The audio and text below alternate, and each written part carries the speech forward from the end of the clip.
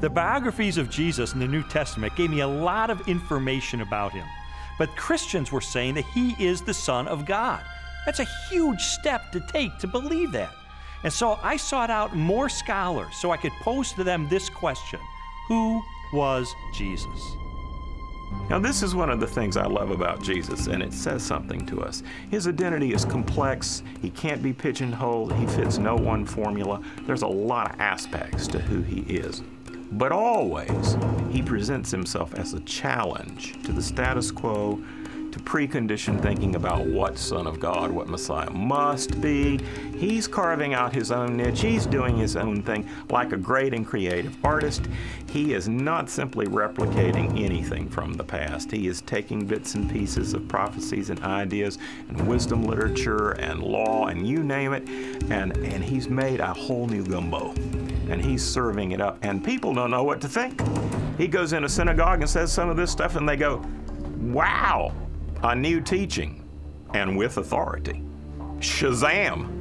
Amazingly, people say, you know, no one teaches like him because he spoke with his own authority.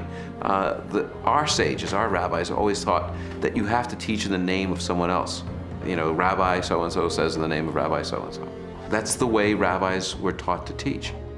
Yeshua came and said, you've heard it said, but not what my rabbi taught me, but I say unto you. And he would clarify, even overrule in some ways, the Old Testament law. Well, this law was given by God himself, for Jesus to say, I am the authoritative interpreter of the law. I am the one who has come to fulfill the law. That's an extraordinary claim, a claim to essentially the authority of God. The Spirit of the Sovereign Lord is on me, because the Lord has anointed me to preach good news to the poor. He has sent me to bind up the brokenhearted, to proclaim freedom to the captives. Isaiah 61:1. It's interesting because when Yeshua went into the synagogue, that was the passage he read.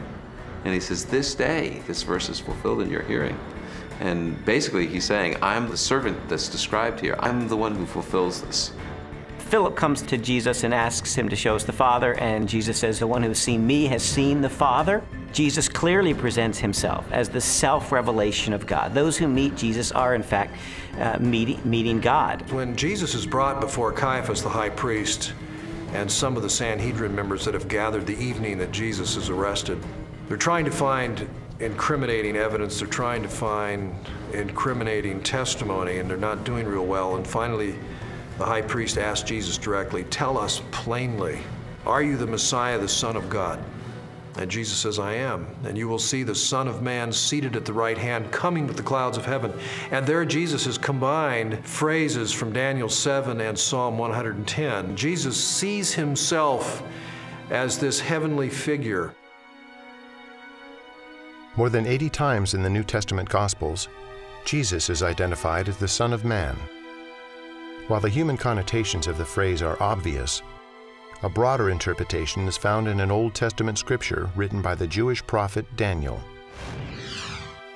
In my vision at night I looked, and there before me was one like a son of man, coming with the clouds of heaven. He approached the Ancient of Days and was led into his presence. Daniel 7:13.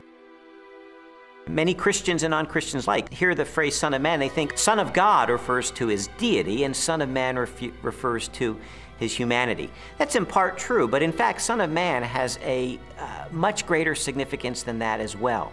The title Son of Man, Jesus draws that title from Daniel chapter 7, where a glorious messianic figure comes before the Ancient of Days, a reference to God, and he is given all glory and power and majesty. That portrait of this glorious Messiah is the one that Jesus identifies himself with. He is the Son of Man. So Son of Man doesn't just mean a human being.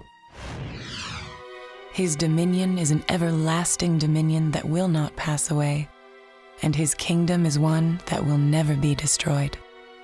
Daniel 7:14. Actually, the phrase Son of Man refers to his humanness and his more than humanness. Because no human being can rule forever unless he's a forever person in some kind of way.